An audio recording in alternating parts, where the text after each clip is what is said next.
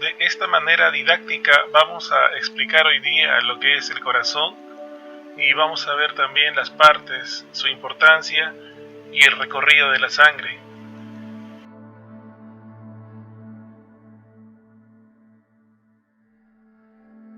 Para poder hacer este dibujo he utilizado Photoshop y una tableta gráfica para poder hacer el delineado y reconocer lo que es, en este caso, las venas.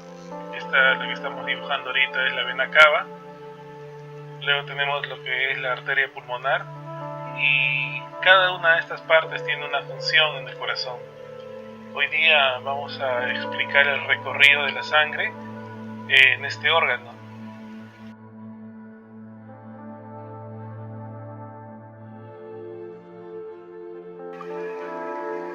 La hemoglobina es muy importante en la sangre, ya que la hemoglobina se va a encargar de atrapar el oxígeno y llevarlo por la sangre hacia todos los órganos.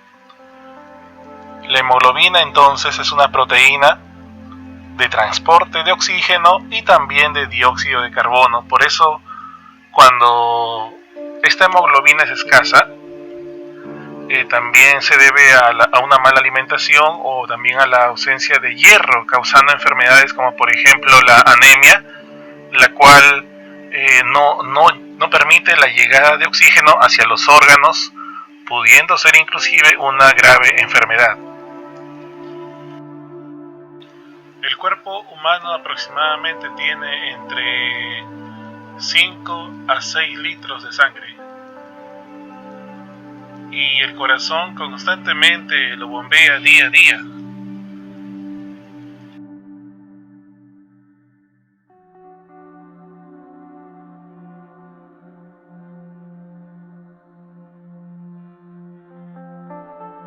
El primer trasplante cardíaco que se realizó lo llevó a cabo en Sudáfrica el cirujano Christian Barnard el 3 de diciembre de 1967. El beneficiario fue un tendero llamado Louis Washkansky.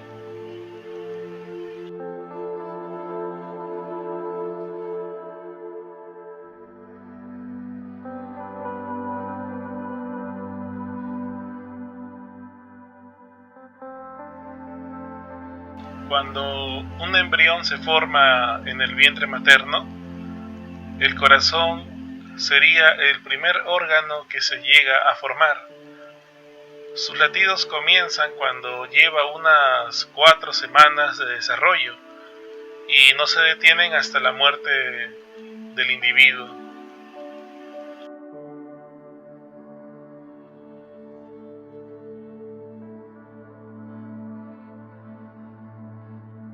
El peso del corazón aproximadamente es de 300 gramos, en función, claro, de cada persona. Pese a que su tamaño no es particularmente grande, su actividad inalterable lo convierte en el órgano que más esfuerzo realiza diariamente. El corazón de un bebé late más rápido que el de un adulto. Como se menciona, el corazón de un adulto late unas 80 veces por minuto. En cambio, el corazón de los bebés lo hace más rápido, pudiendo llegar a los 190 latidos por minuto. Llegó el momento de colorear el corazón. Vamos a colorearlo de la siguiente manera. Siempre en los libros de biología se suele poner de color azul aquellas venas, en este caso la vena cava superior y la vena cava inferior, de ese color. ¿Por qué? Porque llevan sangre contaminada, por decirlo de esa manera, o sangre con abundante dióxido de carbono. Por eso es sangre de color azul, para poder representar como a la sangre que no está oxigenada. Ahora también vamos a ver colores rojos, los cuales identifican a la sangre arterial, la sangre rica en oxígeno. Entonces el corazón tiene esas arterias, estas venas, las cuales constantemente llevan sangre.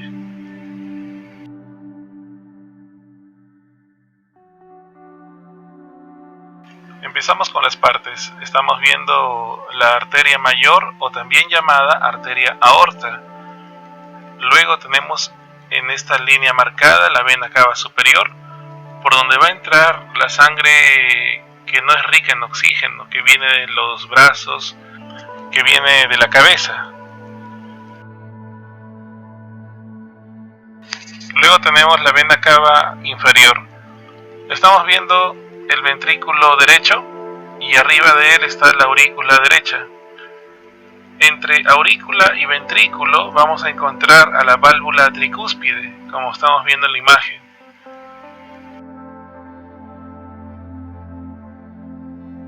Luego de eso tenemos la arteria pulmonar, que va a llevar sangre rica en dióxido de carbono a los pulmones.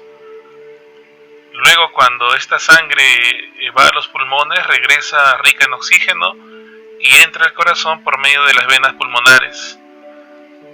En este espacio en el cual la vena pulmonar trae la sangre oxigenada, vemos a la aurícula izquierda, la cual almacena sangre rica en oxígeno y la envía por la válvula bicúspide o mitral al ventrículo izquierdo, para luego ser impulsada por la válvula sigmoidea aórtica hacia la arteria mayor, y la sangre rica en oxígeno va por la arteria mayor hacia todos los órganos del cuerpo humano.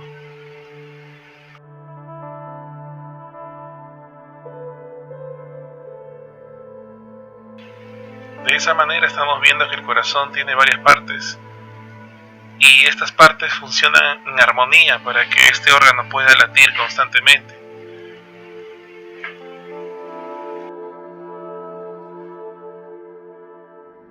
Las capas que forman al corazón serían de afuera hacia adentro. La capa externa se llama epicardio, la capa media es el miocardio y la capa interna el endocardio.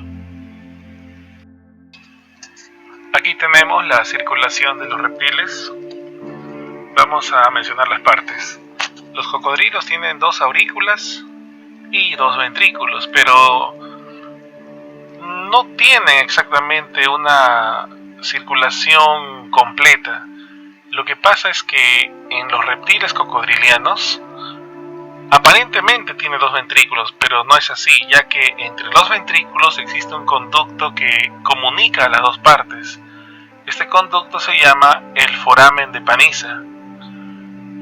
Entonces los cocodrilos son los reptiles que por decirlo de esta manera tienen 2 aurículas y 2 ventrículos, pero su circulación es doble, cerrada e incompleta.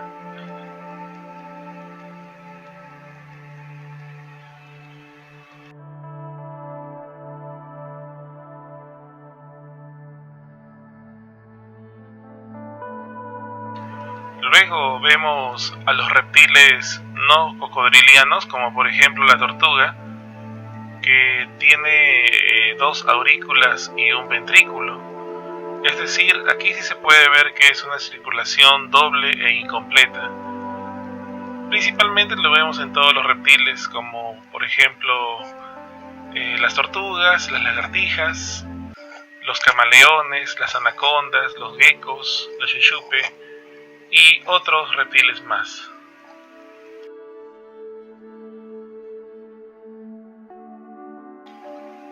Los peces tienen circulación cerrada, pero es simple, ya que la sangre solamente pasa una vez por el corazón.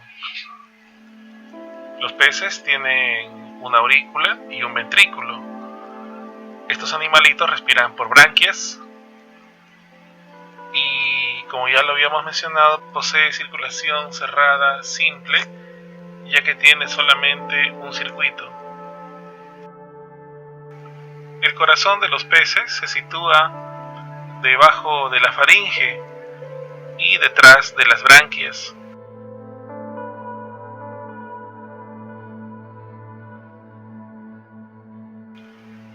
Los peces óseos tienen 4 pares de branquias, mientras que los peces cartilaginosos tienen entre 5 a 6 pares de branquias. La diferencia es que los peces óseos tienen un pliegue de piel que cubre las branquias llamada opérculo, mientras que los tiburones, que son peces sin huesos o también llamados condrictios, tienen las branquias desnudas, es decir, no tienen opérculo.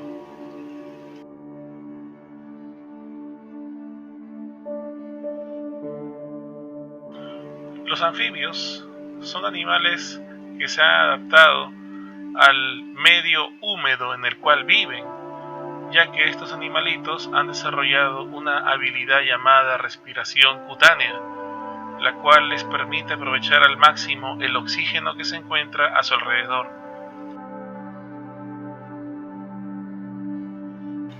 Tienen tres tipos de respiración: respiración pulmonar, respiración cutánea y respiración branquial, la cual la tuvieron cuando eran unas larvas o unos renacuajos. Hay que recordar que estos animalitos, estos anfibios, tienen metamorfosis, por la cual pueden cambiar su forma de manera drástica.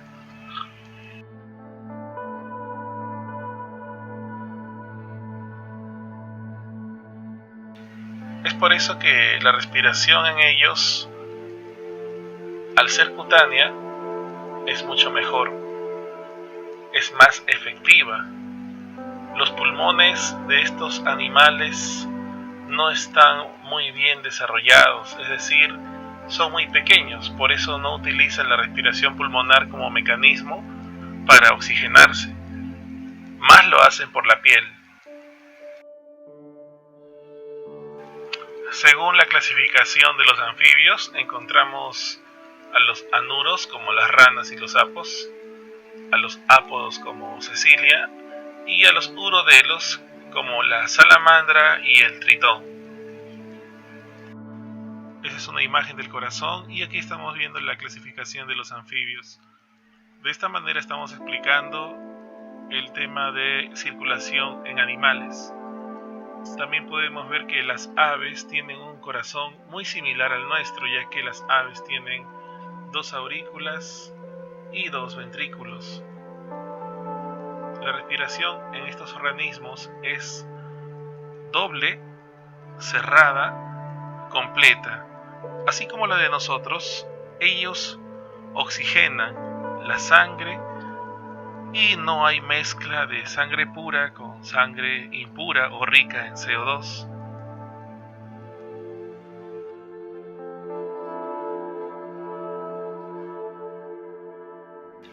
Como dato curioso, estos organismos, las aves, no tienen dientes, pero cuando eran crías tenían un pequeño dientecito para poder abrirse paso en el cascarón y poder salir de él. Otra curiosidad sería que el colibrí late 1200 veces por minuto sus alitas, es decir, algo de 20 latidos por segundo.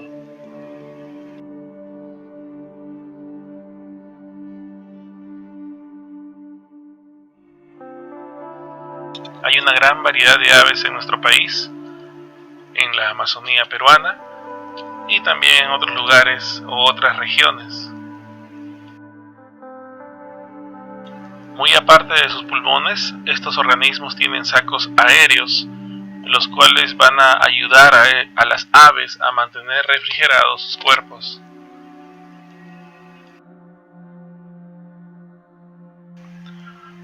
Para poder finalizar el tema, vamos a explicar cómo es el recorrido de la sangre por el corazón.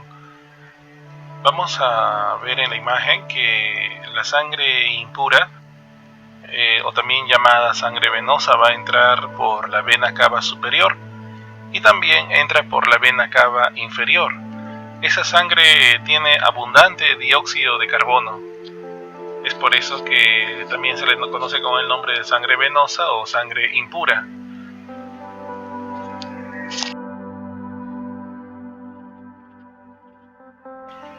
Luego esta sangre se va a depositar en la aurícula derecha.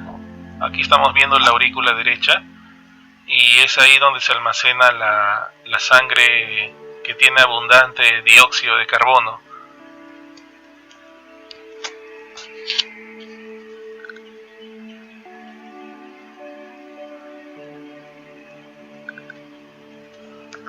La sangre luego va a pasar de la aurícula derecha al ventrículo derecho, pero debe pasar primero por la válvula tricúspide. Ahí vamos a ver la válvula tricúspide, por la cual la sangre venosa o también con abundante dióxido de carbono va a ingresar al ventrículo derecho. En este momento esta sangre está lista para poder ser impulsada hacia los pulmones, ya que esta sangre, como tiene abundante CO2, tiene que ir a los pulmones para que tenga que ser purificada. A esta circulación se le llama circulación menor porque el corazón envía sangre a los pulmones para ser purificada y después regresa rica en oxígeno. Como vemos en la imagen, la sangre rica en CO2 está yendo por la arteria pulmonar y se va a dirigir en estos momentos al pulmón.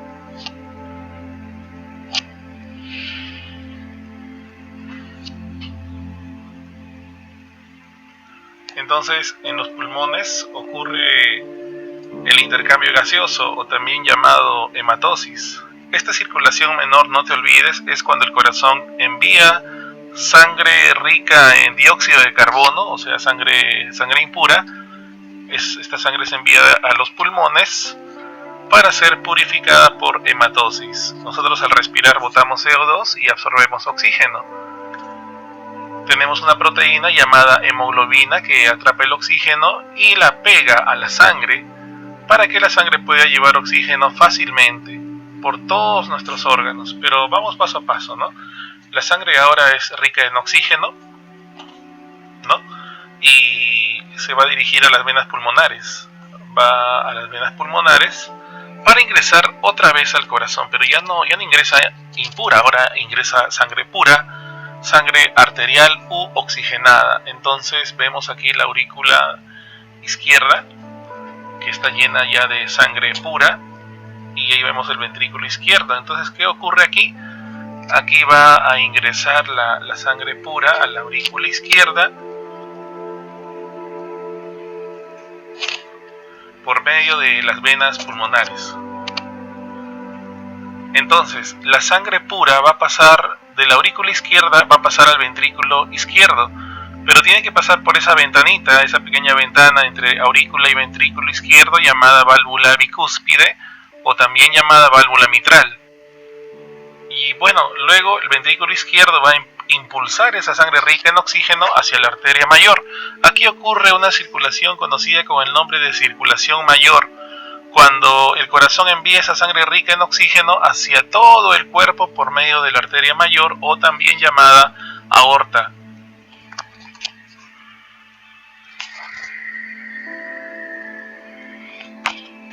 Entonces, la circulación mayor ocurre cuando el corazón impulsa la sangre arterial o rica en oxígeno hacia todos los órganos que requieren ser oxigenados y de esa manera tienen que funcionar correctamente.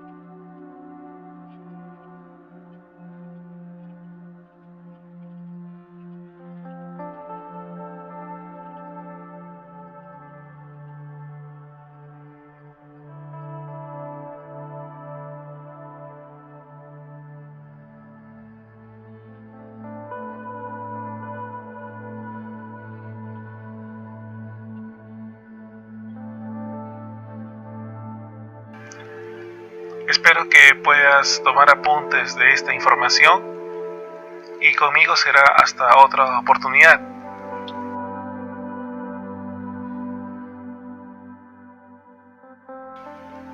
Gracias.